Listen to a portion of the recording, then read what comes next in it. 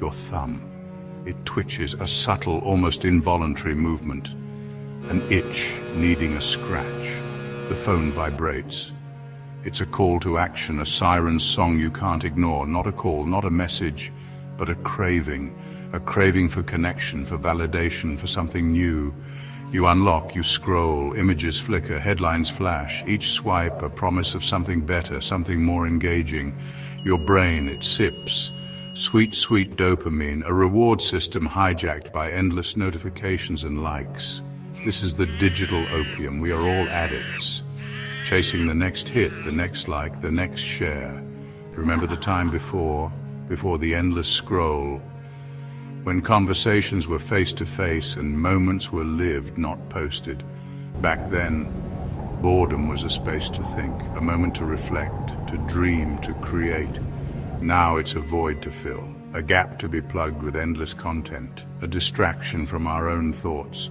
We scroll on the bus, in line, even on the toilet, every spare moment consumed by the screen, our phones, our constant companions. But at what cost? The cost of our attention, our time, our mental well-being.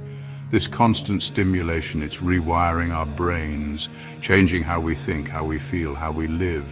We crave novelty, instant gratification, patience, a forgotten virtue. We want everything now at the swipe of a finger. We are becoming slaves to the algorithm.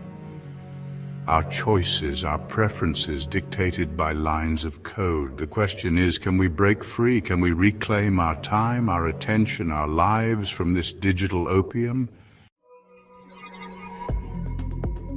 The human brain, a marvel of evolution, but even it has its limits. And the internet, it's pushing those limits. We are bombarded with information, news, updates, opinions, ads. It's a tsunami of data. Our brains, they try to cope, they skim, they scan, they jump from one thing to another. Deep thought, a luxury we can no longer afford. We become masters of the superficial, experts at nothing. This cognitive overload, it takes a toll. We feel overwhelmed, anxious, exhausted. Our attention spans dwindle, our ability to focus compromised. We are drowning in information, gasping for air. What is a meme? A joke, a commentary, or a symptom of our shrinking attention spans? Memes are the language of the internet. Short, catchy, instantly gratifying. They spread like wildfire, burning bright and fading fast. But memes are more than just entertainment. They represent a shift in how we process information. We prefer quick laughs to thoughtful analysis. Complex arguments, too much effort. Give us a meme, a GIF, a 10-second video. This constant barrage of memes, it rewires our brains. We expect everything to be bite-sized, easily digestible. Our ability to engage with complex ideas, it atrophies. We become, in a sense, memeified. Section 4. The infinite scroll, a black hole for your mind. The feed. It never ends. It's a bottomless pit of content, designed to keep you engaged, to keep you scrolling. The more you scroll, the more you find. It's an endless cycle, a loop that never breaks. Scroll down, and there's more, and more, and more. Each swipe reveals new posts, new updates, new distractions. It's like a digital rabbit hole, pulling you deeper and deeper. This infinite loop, it's designed to keep us hooked. The algorithms are crafted to show us what we want to see, to keep us engaged, to keep us coming back for more, to keep us scrolling, clicking, and consuming. Every click, every scroll, every like, it's all tracked, analyzed, and used to keep us engaged. But this endless consumption, it comes at a cost. It drains our energy, it saps our time, it leaves us feeling empty and exhausted. It robs us of our time, our energy, our very sense of self. Hours slip away unnoticed as we lose ourselves in the digital abyss. We become lost in the digital ether, disconnected from the real world. Our relationships suffer, our productivity declines, our mental health deteriorates. The infinite scroll is a black hole for our minds. It pulls us in, consumes us, and leaves us feeling empty. It sucks us in and doesn't let go. We become trapped, unable to break free from the endless cycle of content consumption. We become passive consumers of content rather than active participants in our own lives. Our creativity wanes, our passions fade, our sense of purpose diminishes. We are adrift in a sea of information with no anchor, no direction. Lost in the digital void, we struggle to find our way back to reality. Section 5. Lost in the feed. The erosion of identity. Who are you? Are you your carefully curated online persona? Or are you the person behind the screen, the one who feels the weight of the world when the filters are off and the likes stop coming in? Or are you something more? The internet, with its filters and facades, makes it difficult to tell. We are constantly bombarded with images of perfection, making it hard to distinguish between reality and the digital mirage. We craft our digital selves, presenting only the best angles, the wittiest comments, the most enviable experiences. Every post is a performance, every like a validation. But what happens when the applause fades? But this constant performance, it takes a toll. We start to question our own identities. The lines between who we are and who we pretend to be blur, leaving us in a state of perpetual confusion.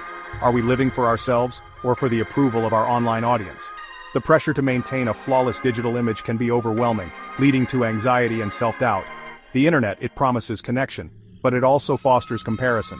We measure our worth against the highlight reels of others, often forgetting that these are just curated snippets of their lives.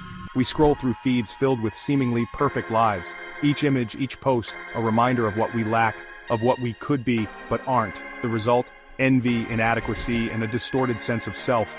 We begin to see ourselves through the lens of others' expectations, losing sight of our true selves. We are lost in the feed, searching for ourselves. In this digital age, finding our true identity has become a daunting task, but it's a journey we must undertake to reclaim our sense of self. Section 6. The Brainrot Pandemic, a generation at risk. This is not just about us. This is about the future. Our children, the digital natives, are growing up in this hyper-connected world. Their brains are being shaped by algorithms, their attention spans fragmented by the endless scroll. Are we raising a generation of screen addicts, of meme-obsessed zombies? The thought is terrifying. We must act now before it's too late. We must teach them to think critically, to engage deeply, to disconnect from the digital noise. Their futures and ours depend on it. Section 7. Seeking controlled chaos. The Brainrot Core. The situation is dire, yes, but not without hope. We can fight back against the brain rot. We can reclaim our minds, but it requires a shift in perspective, a radical change. We need to embrace what I call the Brainrot Core.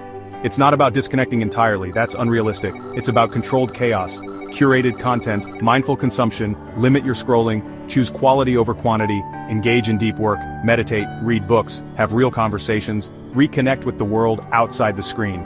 The Brainrot Core is not a cure, but a fighting chance, a way to navigate the digital age without losing ourselves in the process.